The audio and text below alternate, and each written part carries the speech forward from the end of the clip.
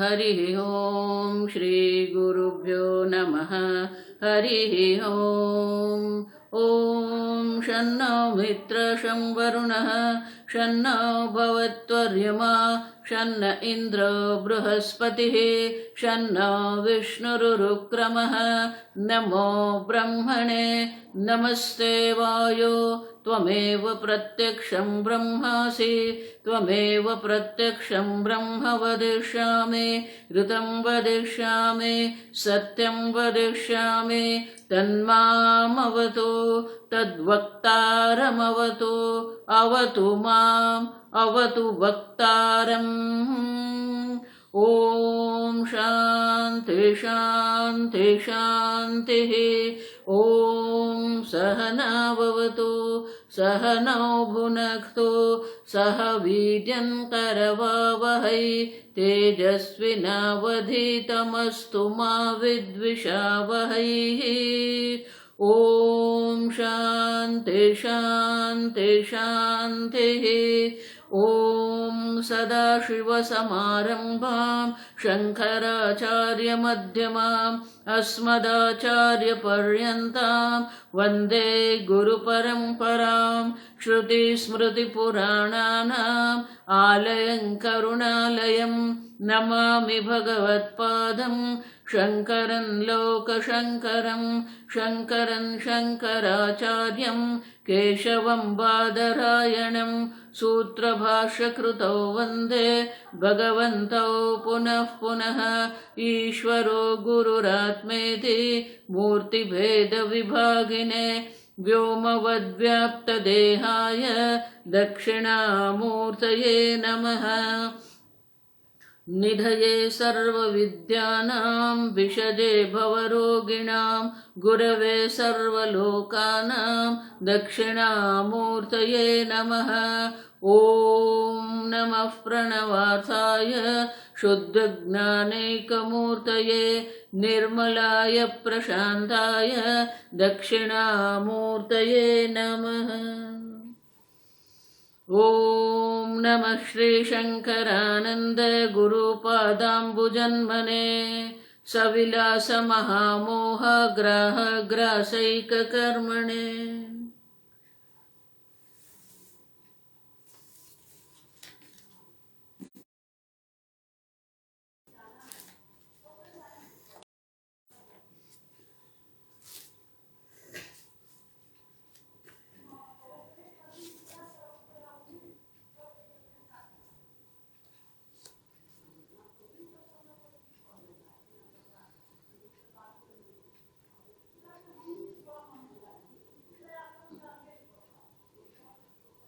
आदि शंकराचार्य जी के शिष्य सुरेश्वराचार्य जी ने वार्तिक में कहा है, पुनः पुनः विचारेपि त्रिविध प्रतिबंधतः।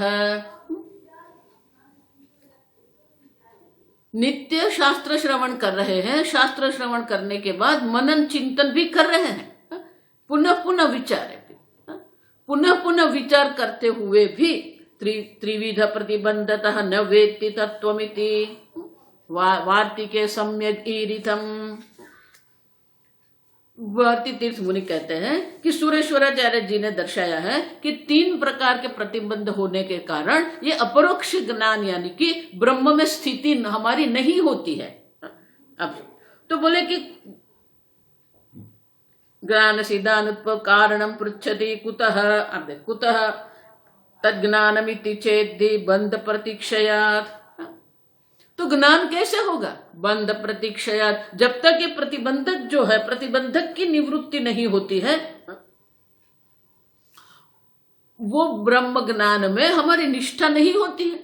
तो बोले वो 3 प्रकार के जो प्रतिबंधक है वो क्या है? भूत हवा भावी वा वर्तते अथवा। तो 3 प्रकार के जो प्रतिबंधक है, भूतकाल के प्रतिबंध, हमारे जो भूतकाल के या पूर्व जन्म के जो संस्कार है, वो संस्कार के कारण हमारे मन में ये प्रतिबंधक रह सकता है।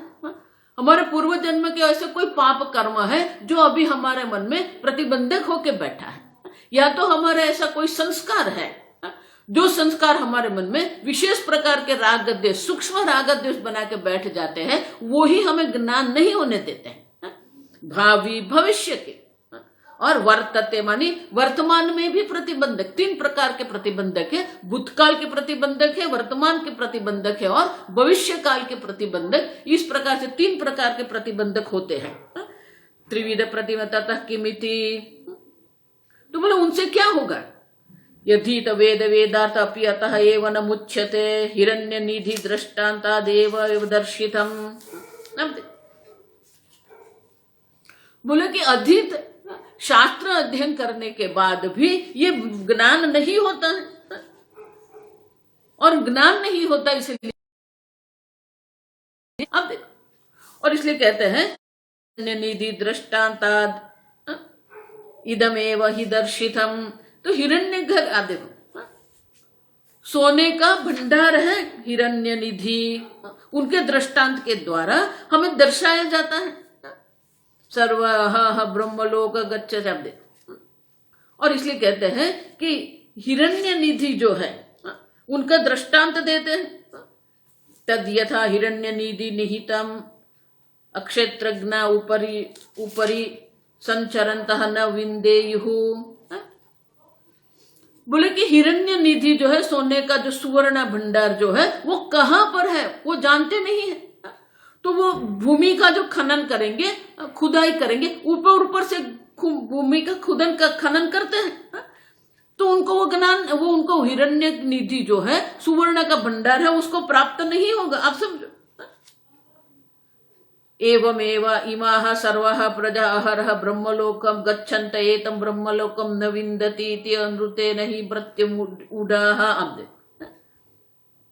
ये छांदोग्य उपनिषद का दृष्टांत है, और कहते हैं कि छांदोग्य उपनिषद में इस प्रकार से कहा गया है कि जो हिरण्य निधि है, लेकिन वो हिरण्य निधि की प्राप्ति हमें नहीं होती है,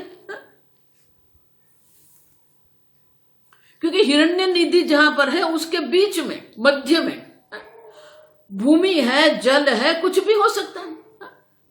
तो जब तक वो प्रतिबंधक जो भूमि रूप या जल रूप जो प्रतिबंधक है उनकी निवृत्ति नहीं होगी, तब तक हिरण्य निधि जो है, सुवर्ण का भंडार है, वो प्राप्त नहीं होगा। उसी प्रकार से आप स्वयं आनंद स्वरूप है, आनंद निधि है आप, लेकिन ये प्रतिबंधक के कारण आप अपने आप को आनंद स्वरूप नहीं समझ सकते हो। अब उसी प्रकार से भूत अतीतेनापि महिषी स्नेहेन प्रतिबंधतः भिक्षु तत्त्वं न वेदति गाथालोके प्रगीयते। अतीतेनापि महिषी स्नेहेन,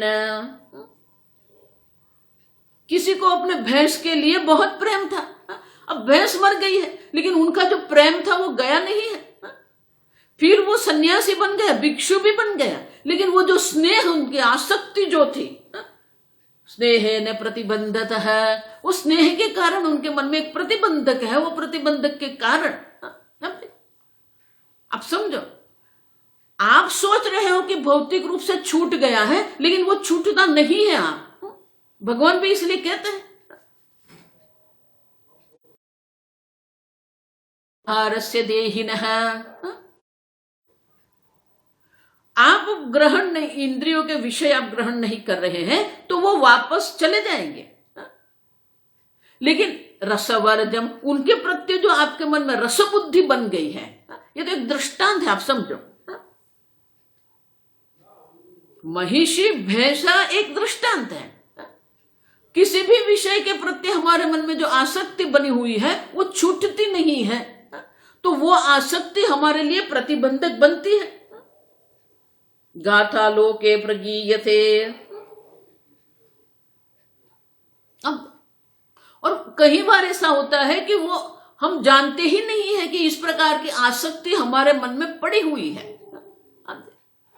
तो कई लोग मुझे आके, स्वामी जी मुझे तो ये पसंद नहीं है, मुझे तो इसके बिना भी चलता है, मैं तो ऐसा अपना वैराग्य का गान करते रहते, लेकिन वो जानते नहीं है उनके सामने अभी वो विशेष प्रकार के विषय उपलब्ध हुए ही नहीं है। मैं हमेशा कहती हूं, आप जाइए मॉल में, अनेक प्रकार के हमारे मन को आकर्षित करते हुए अनेक वस्तु है, वस्त्र है, अनेक प्रकार के सौंदर्य के संसाधन है, घर के लिए अनेक प्रकार के बर्तन है, अनेक प्रकार की वस्तुएं वहां पर है। आप देखिए, एक दो बार आप मॉल में जाएंगे ना, धीरे धीरे आपके मन में भी वो आएगा, ये वस्तु बहुत अच्छी थी। अब रसवर्जम, इसलिए भगवान कहते हैं कि वस्तु छूट जाती है, भौतिक रूप से छूट जाती है, लेकिन उनके प्रत्यय हमारे मन जो रस बुद्धि है, सुख बुद्धि जो है ना, रस बुद्धि माने सुख बुद्धि, उस सुख बुद्धि की निवृत्ति नहीं होती। और वो सुख बुद्धि जो है, वो उसके कारण वो सुख बुद्धि हमारे लिए प्रतिबंधक बन जाती है, और वही सुख बुद्धि के कारण हमें ब्रह्म ज्ञान नहीं होता है। और इसलिए कहते हैं कि भूतकाल में जिसके प्रति हमने प्रेम किया है, स्नेह किया है, वही वस्तु हमारे लिए प्रतिबंधक बन के बैठ जाते हैं। और भूतकाल में नहीं, जन्म जन्मांतर से हम कितनी वस्तु को प्रेम करते आए हैं, कितनी वस्तुओं के प्रति हमारे मन में आसक्ति बनी हुई है। अब समझो, ऐसे नहीं जाएगा ये। वैराग्य करके बैठ गए, ऋषिकेश जाके बैठ गए इसलिए वैराग्य हो गया, ऐसा नहीं है। हमारे मन में वो आसक्ति रहती है, और इसीलिए क्या है कि वो जो स्नेह जो है, जो विषय के प्रति हमारे मन में स्नेह है, वो स्नेह ही हमारे लिए प्रतिबंधक बनता है। जाता है भिक्षु तत्वम न वेति। अब समझ, उसी प्रकार से अनुसृत्य गुरु स्नेहम महिष्याम तत्व मुक्तवान।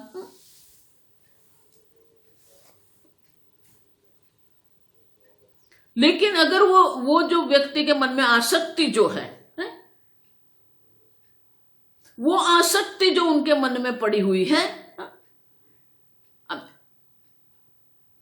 भूतकाल की वो आसक्ति है हमारे मन में। यहां कहते हैं कि महिषी मानी रानी भी होती है, और उनका अर्थ भैंसा भी होता है, दोनों होता है, बफेलो। माने कोई भी एक विषय आप समझो, तो कहते कि ये जो हमारे मन में आसक्ति पड़ी हुई उनकी निवृत्ति कैसे होती है? क्योंकि भिक्षुक तो बन गए, सन्यासी बन के बैठ गए हैं, लेकिन मन में आसक्ति लेके बैठे हैं। और इसलिए कहते हैं अनुसृत्य गुरु हो स्नेहम महिष्याम तत्व मुक्तवान। गुरु के उपदेश का हम अनुसरण करेंगे, ततः अथ यथावद् वेदेश प्रतिबंधस्य संक्षयात्। देखो, गुरु की आज्ञा में आप स्वामी जी अखंडानंद जी महाराज हमेशा कहते थे, महाराज श्री हमेशा कहते कि हमारे मन में जितने भी राग द्वेष है, जितनी भी आसक्ति पड़ी हुई है, लेकिन अगर गुरु को आदेश हमारे लिए महत्व का है, तो राग द्वेष हमारे लिए गौण बन जाएंगे। और इसलिए कहते हैं अनुसृत्य गुरु हो, गुरु का अगर हम सदगुरु का अनुसरण करेंगे, स्नेहम महिष्याम, महिषी माने की रानी के प्रत्यय, या तो के भैंसा के प्रत्यय, किसी भी वस्तु के प्रत्यय जो हमारे मन में जो आसक्ति है, वो आसक्ति की निवृत्ति हो जाएगी। ततः यथावद् वैदेश, और फिर जो तत्व ज्ञान है वो प्रतिबंधक का क्षय हो जाएगा, वो राग द्वेष की निवृत्ति हो जाएगी, और उनको तत्व ज्ञान अवश्य होता है। आप समझो, अब वर्तमान काल में किस प्रकार के प्रतिबंधक होते हैं? प्रतिबंध वर्तमान विषयासक्ति लक्षण प्रज्ञा मान्द्यम कुतर्कश्च विपर्य दुराग्रह। आप देखो, भूतकाल की आसक्ति प्रतिबंधक बन सकते हैं।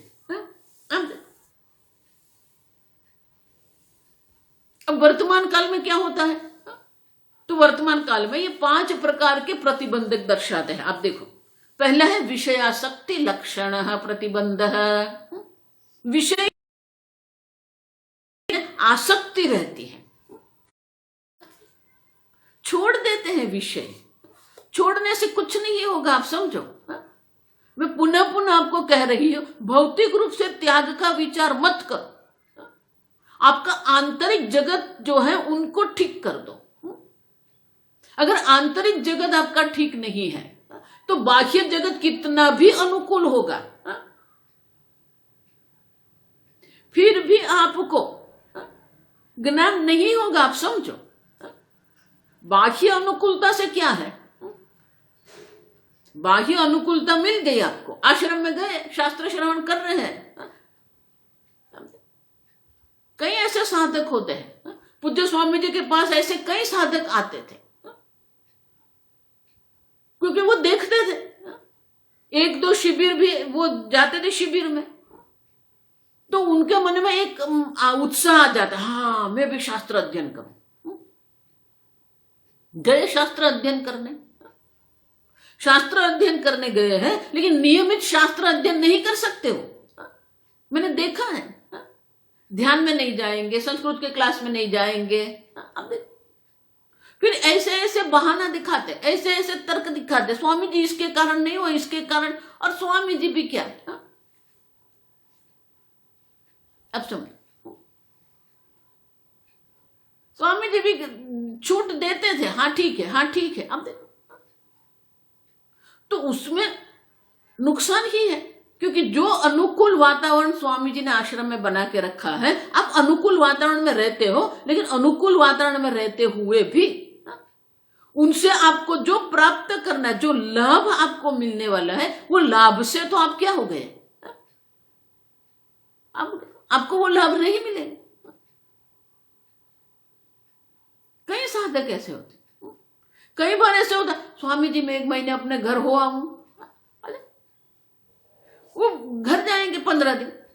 आप 15 दिन घर गए, यहां पर प्रत्येक दिन 4 या 5 वर्ग रहते, पाठ रहते थे। आप देखो, उनके मन में ऐसा कुछ होता ही नहीं था कि इतने वर्ग मेरे छूट गए, इतने घंटे जो हमें ध्यान करना था वो छूट गए, कुछ नहीं होता। अब देखो क्यों, विषयाशक्ति लक्षण है। अभी भी घर के प्रत्येक संबंध के प्रत्येक विषय के प्रत्येक हमारे में कहीं ना कहीं आसक्ति रह जाती है, और वो छूटती नहीं है। तो वो आसक्ति ही हमारे लिए प्रतिबंधक बनती है। प्रज्ञामांद्यम, आगे देखिए, प्रज्ञामांद्यम, हमारी बुद्धि में किसी प्रकार से मंदता होती है, करते भी है लेकिन कुछ में नहीं आता, हम सीधी भाषा में पल्ले नहीं पड़ता, ऐसे कहते हैं। सुनते भी है, प्रज्ञामांद्यम। या तो फिर ऐसा होता है कि सुनने के, श्रवण करने के बाद भी वो हमारी बुद्धि में टिकता नहीं है, रहता नहीं है। बहुत सारे लोग जो है ना मेरे पास आते, स्वामी जब वहां गए थे इतना बढ़िया, फिर वो जो वर्णन करेंगे ना, वो वर्णन बिल्कुल भौतिक होगा, कितने लोग आए थे, कितनी व्यवस्था थी, कितना बड़ा मंडप था, कितना बड़ा वो साउंड सिस्टम था। अब देखो, तो बाह्य वर्णन करते रहते हो। फिर धीरे से मैं पूछती हूं, हाँ ठीक है, बहुत बढ़िया, बहुत बढ़िया, लेकिन वो क्या सुन के आए, क्या कहा उन्होंने, वो तो याद नहीं है। प्रज्ञामांद्यम, सुनने के बाद भी हम स्मरण नहीं रहता है, सुनने के बाद भी हमारे समझ में नहीं आता है, उसे प्रज्ञामांद्यम कहते हैं। कुतर्कश्च, कई लोगों को ये तर्क वितर्क करने की आदत पड़ जाती है। एक तर्क करेंगे, दूसरा तर्क करेंगे, इसलिए यमराजा स्पष्ट शब्दों में कहते हैं, नैसा मति ही तर्केण आपनीय। मति, ये बुद्धि, ये ब्रह्म बुद्धि जो है, ये अपरोक्ष बुद्धि जो है, तर्क से प्राप्त नहीं होती है। लेकिन हमें तर्क वितर्क करने में आनंद आता है। जिस प्रकार से जो पहलवान होते हैं ना, उनको लड़ने में आनंद आता है, अखाड़े में जाते हैं और कुश्ती करते हैं, दंगल करते हैं। उसी प्रकार से कई लोगों को बुद्धि के दंगल में आनंद आता है, वो बुद्धि को लड़ाते रहते हैं। आप समझो, और इसी कहते कुतर्क है। और कुतर्क किसको कहेंगे? शंकराचार्य जी साधन पंचक में कहते हैं, कूतर्कस्तु विरम्यताम श्रुतिमतस्तर्कोनुसंधीयताम। श्रुतिमत, शास्त्रों को तर्क का अनुसरण हमें करना है, अपने आप में तर्क वितर्क नहीं करना है। कुतर्कश्च विपर्यय दुराग्रह। अब देखो, विपर्यय दुराग्रह, यहां दो भी लिख सकते हैं, एक भी लिख सकते हैं। विपर्यय माने विपरीत, उनको जो कहेंगे ना उससे कुछ विपरीत ही वो समझेंगे। कई लोगों के ऐसे वो बिल्कुल उल्टा ही समझेंगे। विपर्यय दुराग्रह है। दुराग्रह माने क्या? हर एक वस्तु पर उनका आग्रह रहता है, ये सब्जी ऐसी होनी चाहिए, ये टेबल यहां ही होना चाहिए, ये पेपर ऐसा होना चाहिए। आप देखो, हर एक बात पर, प्रत्येक बात पर वो दुराग्रह करते हैं। कई बार वो गाड़ी लेके जाते हैं ना मुंबई, वो ड्राइवर के साथ भी इतना दुराग्रह करते हैं। मैं हमेशा कहती हूं, अगर आप ड्राइवर को लेके जा रहे हैं ना, तो ड्राइवर की बुद्धि को कभी मत बिगाड़ना। आप समझो, अगर उसकी बुद्धि बिगड़ गई ना तो आप मुंबई नहीं पहुंचेंगे, सीधे ऊपर पहुंच जाएंगे। आप क्यों आग्रह करते हो? उनकी दृष्टि से चलाने दो, ऐसा मत करो। कई लोग ऐसे करते हैं, ये रास्ते से नहीं जाना, वो रास्ते से जाना है, अरे जल्दी से चलाओ, अरे जल्दी मत चलाओ। अब देखो, क्यों इतना आग्रह करते हम? अब देखो, हर एक बात पर दुराग्रह होता है। छोड़ दो। हम यहां किसी को कुछ कहने आए ही नहीं है, हमें हमारे अपने आप को ठीक करना है। दूसरा क्या कर रहा है उसको ऐसा ही होना चाहिए, नहीं? अब सब वो ड्राइवर है, वो ड्राइवर जानता है मुंबई कैसे जाना है। अब छोड़ दो उनके ऊपर, लेकिन नहीं छोड़ सकते। आप देखो, आप समझो, ये दुराग्रह भी हमारे लिए प्रतिबंधक बनता है, और शास्त्र विरुद्ध जाके भी हम प्रतिबंधक बना देते हैं। और इसलिए कहते हैं इस प्रकार से दुराग्रह करना है तो ईश्वर के लिए दुराग्रह करो, दुराग्रह करना है तो शास्त्र श्रवण के लिए दुराग्रह करो, उसके लिए दुराग्रह नहीं करेंगे। विपर्यय दुराग्रह, एक शब्द लेंगे तो क्या हो, उनका दुराग्रह विपरीत होता है, ईश्वर से विपरीत होता है, शास्त्र से विपरीत होता है, गुरु से विपरीत आग्रह होता है उनका। आप सब बिल्कुल विपरीत दुराग्रह करके बैठे। दुराग्रह करना है तो भक्ति में करो, दुराग्रह करना है तो भगवान के जप में करो, दुराग्रह करना है तो शास्त्र चिंतन में करो। नहीं, बिल्कुल विपरीत दुराग्रह। उस संसार में उनकी बुद्धि चलेगी और उसी में पड़े रहते हैं। छोड़ दो, कुछ आपके साथ आने वाला है ही नहीं। एक जीव गच्छति। आप देखो, आप अकेले ही जाने वाले हो, क्या लेके जाएंगे यहां? अब देखो कितने लोग मृत्यु के साथ हैं, क्या लेके गए? वो कुछ नहीं। कितने महात्मा लोग चले गए, कितने लोग हमारे संबंधी गए, क्या लेके वो गए? कुछ नहीं लेके गए। क्यों आग्रह करना है हमें? संसारी लोग भी आग्रह में पड़े हैं, ये साधु लोग भी आग्रह में ही पड़े हैं, दुराग्रह में ही पड़े। क्यों दुराग्रह करना? इसीलिए नरसिंह मेहता बहुत सुंदर कहते, नारायण नु नाम लेता वारे तेने त्यजिए दे। जो भी हमें ईश्वर से दूर ले जाता है उससे हमें अलग हो जाना है, उससे हमें दूर होना है। फिर वो हमारी आसक्ति भी हो सकती है, हमारा दुराग्रह भी हो सकता है, बाकी यही नहीं। आप समझो,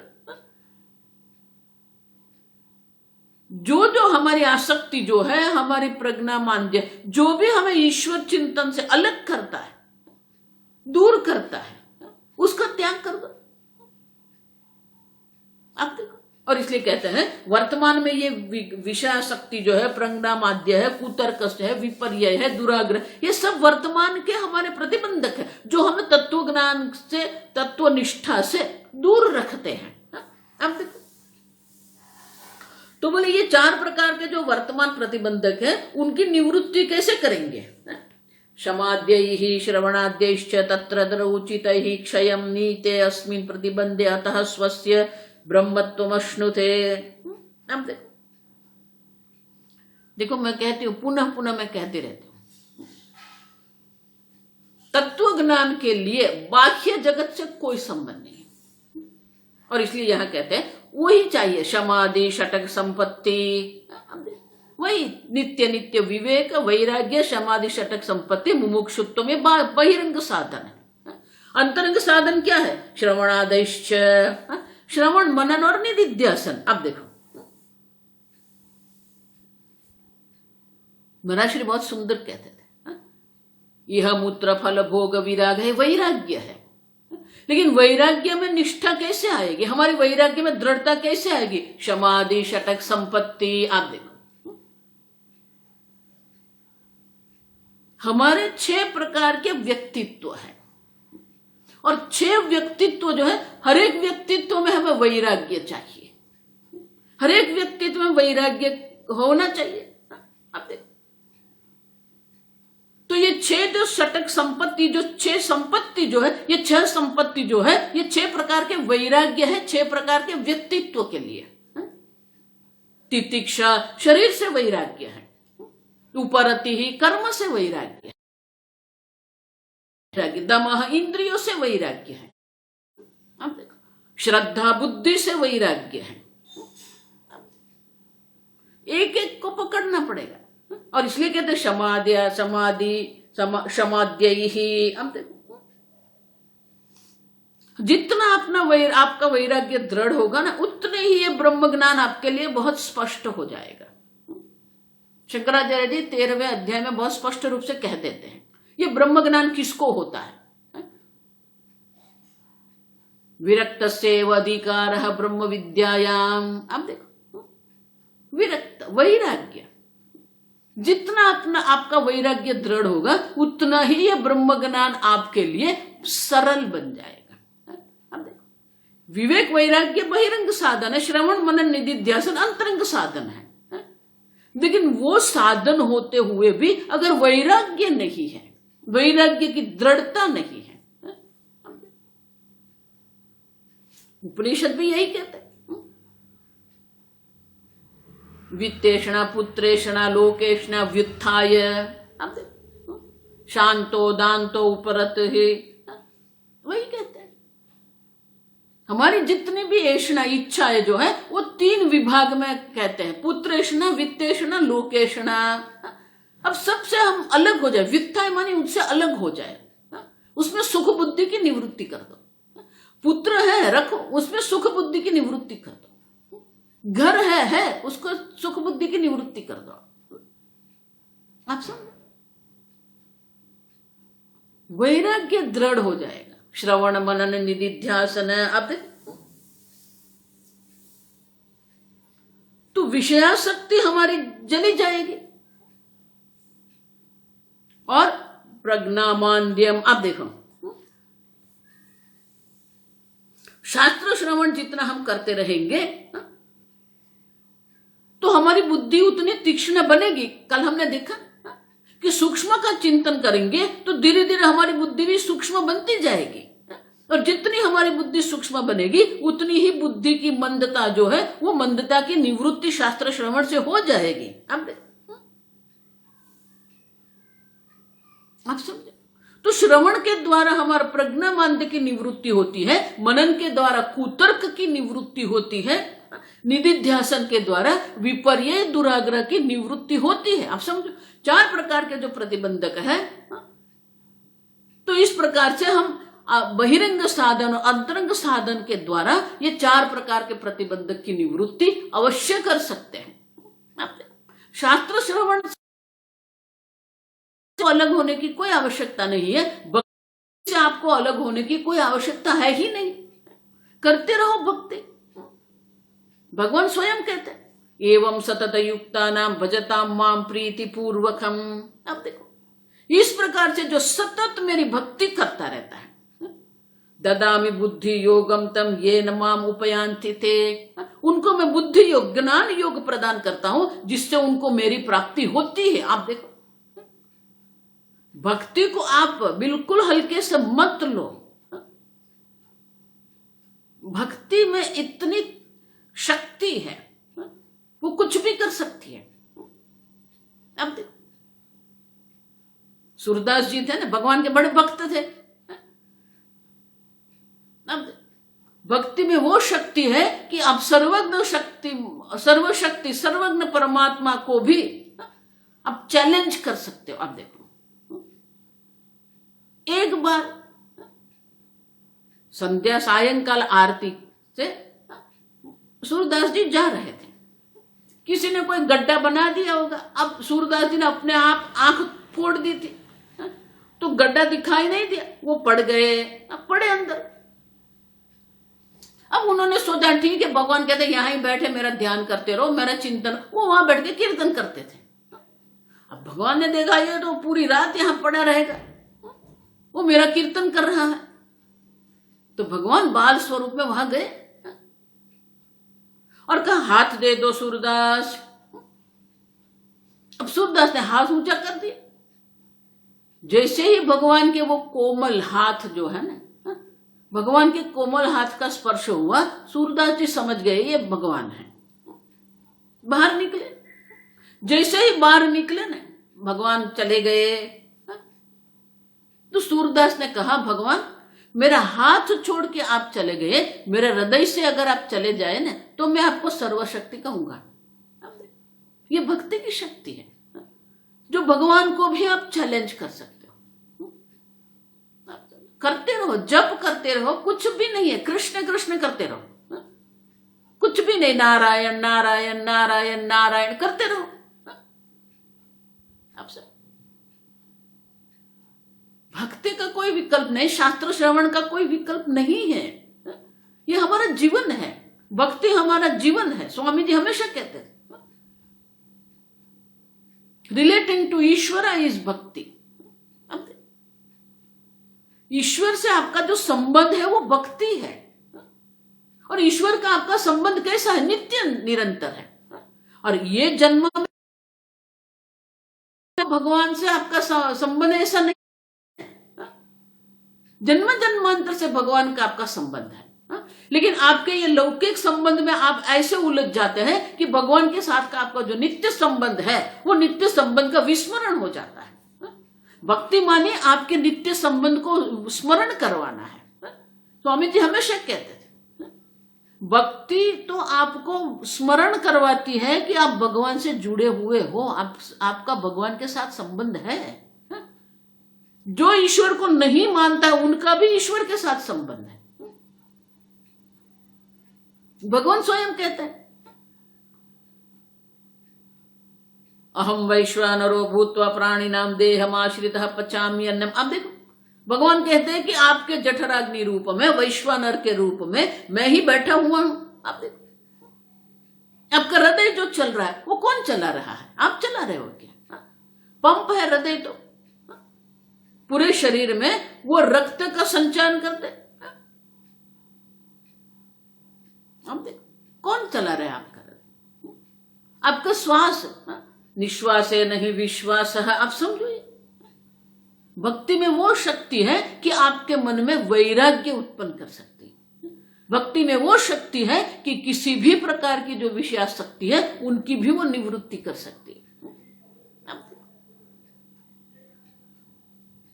अब देखो स्वामी जी कहते थे just appreciate how you are connected to Ishwar. कदरदान बनना है हमें कि हम कैसे ईश्वर से जुड़े हुए, सूर्य नारायण के रूप में, चंद्र के रूप में, वायु के रूप में, अग्नि के रूप में, सागर के रूप में, नदी के रूप में, जल के रूप में। आपका हृदय ईश्वर चला रहा है, आपका श्वास ईश्वर चला रहा है। जो वैज्ञानिक लोग कहते हैं ना इनवॉलेंटरी नहीं है, ये अनैच्छिक नहीं है, आपकी इच्छा से नहीं चल रहा है, ईश्वर की इच्छा से आपका हृदय चल रहा है। ईश्वर की इच्छा से आपके श्वास चल रहे हैं, इच्छा की ईश्वर से आपके पेट में पाचन हो रहा है, ईश्वर की इच्छा से ही आपके शरीर में से अन्य सर्व प्रकार की अशुद्धियों की निवृत्ति होती है, जिसको हम शास्त्र में प्राण कहते हैं। ये प्राण है जो श्वास उच्छ्वास होता है, अपान है जिससे हमारे शरीर की अशुद्धियां निवृत्त होती है।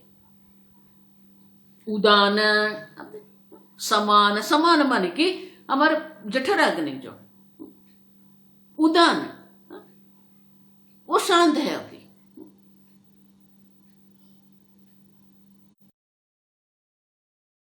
समान व्यान वायु, ज्ञान मानी जो सर्वत्र है, व्याप्त है। हमारे ज्ञान तंतु जो ज्ञान तंत्र जो हमारा है, या हृदय का जो रुधिराभिसरण हो रहा है, किसके कारण? ये व्यान वायु है। आप समझे? जितने आप भक्ति करते रहेंगे, जितना आप शास्त्र श्रवण करते रहेंगे, वो आपकी शास्त्र वासना बनेगी, तो विषय वासना छूट जाएगी। छोड़ना नहीं है, छोड़ेंगे ना तो मन में रहेगा मैंने छोड़ दिया, मैंने छोड़ दिया, मैंने छोड़ दिया, तो विषय रहेगा आपके मन में। लेकिन ईश्वर की भक्ति करेंगे तो वो छूट जाएगा, छोड़ना नहीं पड़ेगा।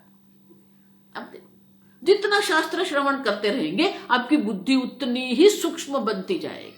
जितना आप शास्त्र के अनुरूप तर्क करते रहेंगे, ये कुतर्क की निवृत्ति हो जाएगी। आप जितना ही शास्त्र जो श्रवण किया है उनका चिंतन करते रहेंगे, ये विपरीत दुराग्रह उनकी भी निवृत्ति हो जाए। और इसलिए कहते हैं इस प्रकार से ये जो जितने भी वर्तमान प्रतिबंधक है, वो वर्तमान प्रतिबंधक के लिए यही हमें करना है, श्रवण मनन निधिध्यासन। और इसीलिए कहते हैं इस प्रकार से आगामी प्रतिबंधश्च वामदेव समीरितः एकेन जन्मना क्षीणः भरतस्य त्रिजन्मभिः। आगामी प्रतिबंधश्च, भविष्य काल के प्रतिबंधक माने कि भविष्य काल में माने कि इस जन्म में वो जो प्रतिबंधक है उनकी निवृत्ति नहीं होती है, उनके लिए हमें भविष्य काल में जाना पड़ेगा, माने कि अन्य जन्म धारण करना पड़ेगा। और इसलिए कहते हैं कि वामदेव ने को भी एक गर्भावास करना पड़ा, तो वो गर्भावास में उनके प्रतिबंधक की निवृत्ति हो गई और गर्भ में ही वहां ही कहने लगे अहम मनु हूं, अहम सूर्य है। अब देखो, और भरत को क्या, राजा भरत थे, त्रिजन्म भी। अब देखो, क्षीण प्रतिबंध है, 3 जन्म ले, राजा जन्म राजा थे। देखो भागवत की एक विशेषता है, जितने भी राजा की बात हुई ना, जितने भी, युधिष्ठिर हो या फिर पृथु राजा को भी, जैसे ही युवराज जो थे, युवराज राज्य के लिए सक्षम बनते हैं, वो स्वयं अपना राज्य का त्याग करके अरण्य में चले जाते थे। अब छोड़ दो, त्याग का महत्व है भागवत में, वैभव का महत्व नहीं है। तो राजा भरत थे, जैसे ही पुत्र सक्षम हो गया, अश्व बन के बैठ गए जंगल में, वो तपश्चर्या करते थे। लेकिन वो बाण हिरण में उनका मन लग गया। अब देखो, तो फिर दूसरा जन्म हिरण का हुआ, लेकिन पूर्व जन्म का संस्कार थे और इसीलिए बहुत सीधे साधे प्रकार से वो जीवन जीते रहे हिरण्य घर योनि में भी। और हिरण की योनि में इस प्रकार से वो रहे, वो दूसरा जन्म हुआ। फिर तीसरा जन्म भरत के रूप में हुआ, लेकिन वो बिल्कुल जड़ के तरह, जड़ भरत जिसको कहते हैं। तो बोलते हैं कि वामदेव को एक जन्म रहा, तो एक आगामी प्रतिबंधक माने कि जिस प्रतिबंधक की निवृत्ति इस जन्म में नहीं होती है, भविष्य में होती है, इसलिए उसको हमें आगामी प्रतिबंधक कहते हैं। और इस प्रकार से 3 प्रकार के प्रतिबंधक होते हैं। तीनों प्रकार के प्रतिबंधक की जब निवृत्ति होती है तो अवश्य साक्षात्कार होता है। तो बोले आप ये कहां से लाए? योग भ्रष्ट से गीतायाम अतीते बहु जन्मनि प्रतिबंधक प्रोक्त न विचार अपि अनर्थक है। अब देखो, गीता में भी भगवान के अनेक जन्म संसिद्ध है, एक जन्म नहीं, आप देखो बहुजन्मनि प्रतिबंध क्षय है, अनेक जन्म संसिद्ध तत याति पराम गति।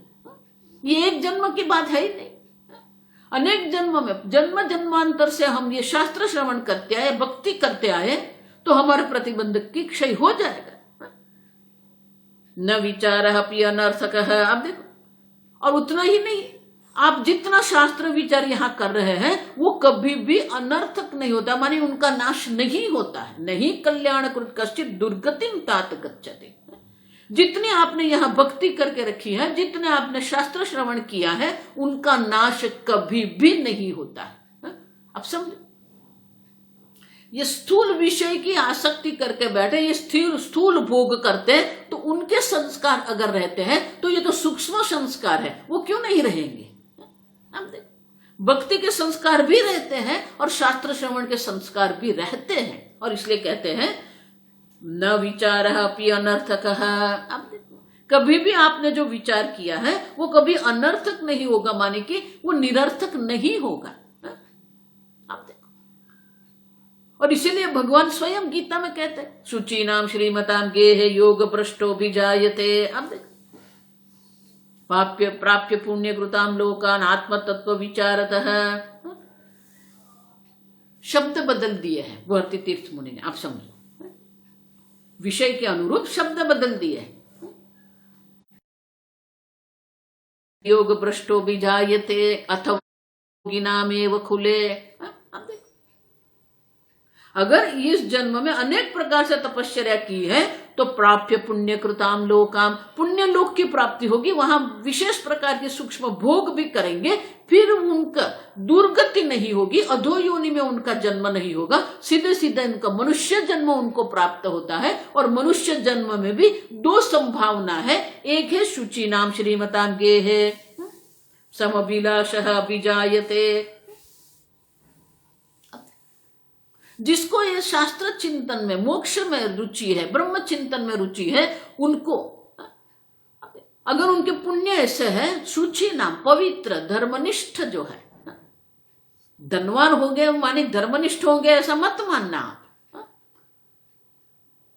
और इसीलिए कहते श्रीमताम गे माने कि धनवान है कुल, लेकिन वो धनवान कुल के साथ साथ धर्मनिष्ठ भी है। शुचि नाम पवित्र कुल है, और पवित्र कुल में उनका जन्म होता है, और धनवान होते हैं तो अनुकूलता उनको रहेगी। वह अब अथवा योगी नाम एव खुले, और विशेष प्रकार के जो उनके पुण्य नहीं है तो उनको योगी नाम खुले। अब देखो, उससे भी अच्छा, उससे भी अधिक अच्छा जो है जन्म उनको प्राप्त होता है कि संपूर्ण कुल ही योगी का कुल है। योगी नाम एव कुले भवति धीमताम। अब वहीं उनको जन्म हो जाए, लभते तत्र पौर्वदेहिकम बुद्धि।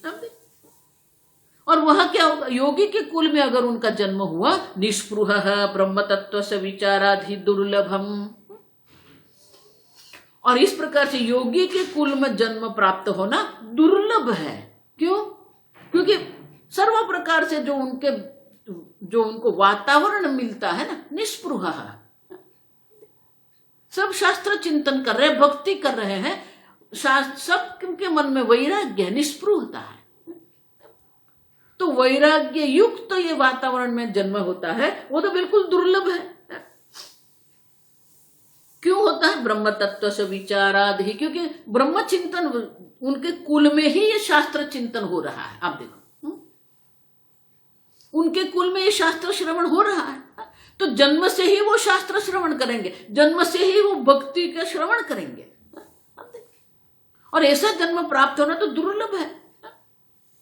लेकिन या तो आपको श्रीमंत धर्मनिष्ठ कुल में जन्म होता है, या तो योगी के कुल में जन्म होता है, लेकिन एक बार वहां जन्म हो गया फिर क्या होता है, तत्र तम बुद्धि लभते पौर्वदेहिकम। पौर्वदेहिकम, पूर्व देह में जो उन्होंने जो शास्त्र श्रवण किया है, भक्ति की है, उससे उनका संयोग हो जाएगा। आप देखो, कई बार ऐसे होते हैं महात्मा लोगों को, जब वो शास्त्र श्रवण करते हैं पहली बार करते होते, लेकिन उनको ऐसा लगता है ये तो सब मैंने सुना हुआ है। अब देखो, अब सब, और इसलिए कहते हैं कि इस प्रकार से उनको जन्म प्राप्त होता है। इतना ही नहीं, लेकिन पूर्व देह का जो पूर्व देह का बुद्धि संयोग, पूर्व देह की जो बुद्धि है उससे उनका संयोग हो जाता है। यतते च तथा भूयः, पुनः वो प्रयत्न करते हैं। तस्मादे तद्धि दुर्लभम, और इसीलिए ये तो बहुत दुर्लभ है।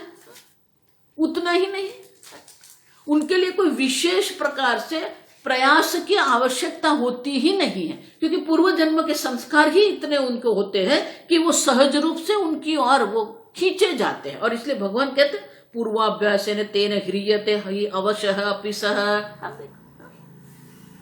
पूर्व जन्म के जो अभ्यास है उसके कारण वो भक्ति की ओर, शास्त्र श्रवण की ओर, साधु जीवन की ओर बहुत सहज रूप से वो खींचते जाते हैं। अवश्य कोई उनको, अब देखो अवश्य माने क्या है, उनके वश में है ही नहीं, वो सहज रूप से वहां जाएंगे।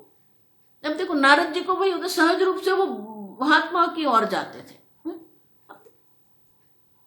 उसी में उनको आनंद है। उनको पार्टी में आनंद नहीं आएगा, उसको सिनेमा में आनंद नहीं, उसको सहज रूप से ही वो भजन कीर्तन चिंतन में आनंद आएगा। ध्यान कर देखो, रमण महर्षि जी भी क्या ध्यान में ही बैठे रहते थे, वही उनका आनंद है।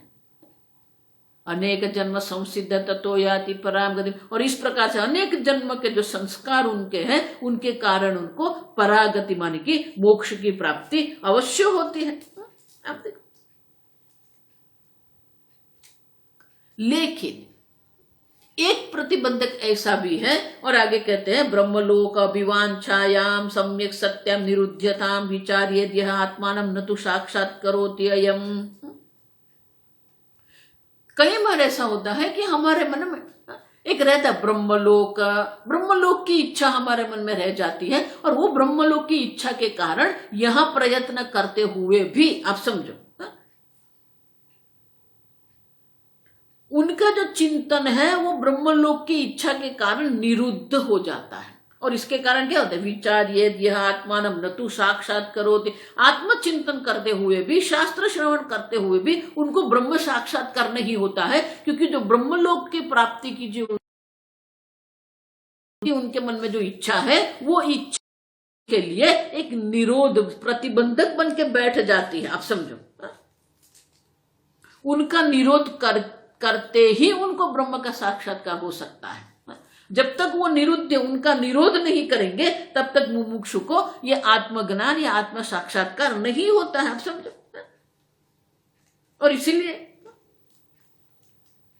तो बोले कि यहां वो शास्त्र चिंतन कर, आत्म विचार कर रहे हैं, लेकिन अगर उनके मन में ब्रह्मलोक की इच्छा है तो वो ब्रह्मलोक में जाएंगे।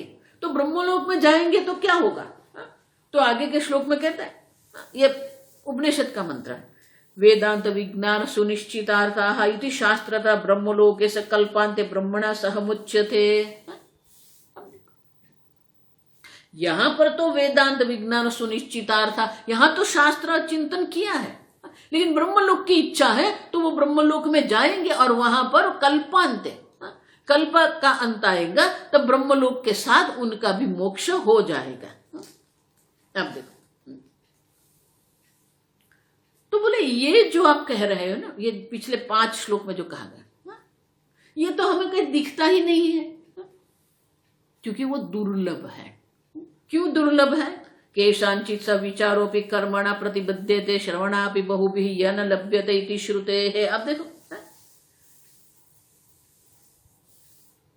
श्रवणायापि बहुभिः न लभ्य, श्रवण के लिए भी उनके लिए वो उपलब्ध होता ही नहीं है। क्यों, क्योंकि उनका मन इतना कर्म में फंसा हुआ है, कर्म से प्रतिबंध, कर्मणा प्रतिबद्ध, ये करेंगे वो करेंगे, उसको मिलेंगे वहां जाएंगे, ये देखेंगे वो देखेंगे। अब देखो, ये करने की जो इच्छा है ना, मैं देखती हूँ निवृत्त जीवन होने पर भी वो निवृत्ति नहीं होती है, कर्म से वैराग्य होता ही नहीं है उनका, कुछ न कुछ करते रहते। उनके पुत्र पुत्री भी वयस्क हो गए हैं, वो अपना जीवन जी, फिर भी वो कुछ न कुछ करते रहेंगे। नहीं मेरे बिना कैसे होगा, मेरा कुछ निर्णय मुझे ही लेना पड़ेगा। अरे आपको क्यों निर्णय लिया, छोड़ दो उनके ऊपर। नहीं, विचारापि कर्मणा प्रतिबद्धते, उनकी बुद्धि कर्म के कारण प्रतिबद्धित हो गई है, इसलिए वो चिंतन नहीं कर सकते। उनको शास्त्र चिंतन करने को कहेंगे, शास्त्र श्रवण करने को भी कहेंगे, तो उनमें कोई रुचि भी नहीं होगी। और कई लोग हैं जिसको शास्त्र श्रवण के लिए उपलब्ध होता ही नहीं है। अब देखो, इसलिए भगवान ने कहा एतद ही दुर्लभतरम, वातावरण या इस प्रकार का जो श्रवण है वो उपलब्ध है ही नहीं लोगों के लिए। अब देखो, अत्यंत बुद्धिमान ध्यात्वा सामग्र्याम वाप्य संभवात, तो बोले कि ये जो क्यों है अत्यंत बुद्धिमान ध्यात, बुद्धि में इतनी मंदता है। देखो मैं कल के देख के आपको बोल के गया, बुद्धि की मंदता तत्व चिंतन की दृष्टि से, बाह्य दृष्टि से तो वो बहुत कुछ प्राप्त करते हुए बहुत धनवान भी होंगे, उनकी बुद्धि बाह्य दृष्टि से देखेंगे वैज्ञानिक भी होंगे, स्थूल जगत में उनकी बुद्धि बहुत तेजस्वी है, लेकिन जब सूक्ष्म चिंतन आता है तो उनकी बुद्धि चलती नहीं है, उनकी बुद्धि में कोई रुचि होती ही नहीं है, उस और उनकी बुद्धि जाती ही नहीं है। और इसलिए कहते हैं अत्यंत मांद्यत, उनकी बुद्धि में इतनी मंदता है, इतनी स्थूलता है कि वो तत्व चिंतन आत्मविचार की ओर जाती ही नहीं है।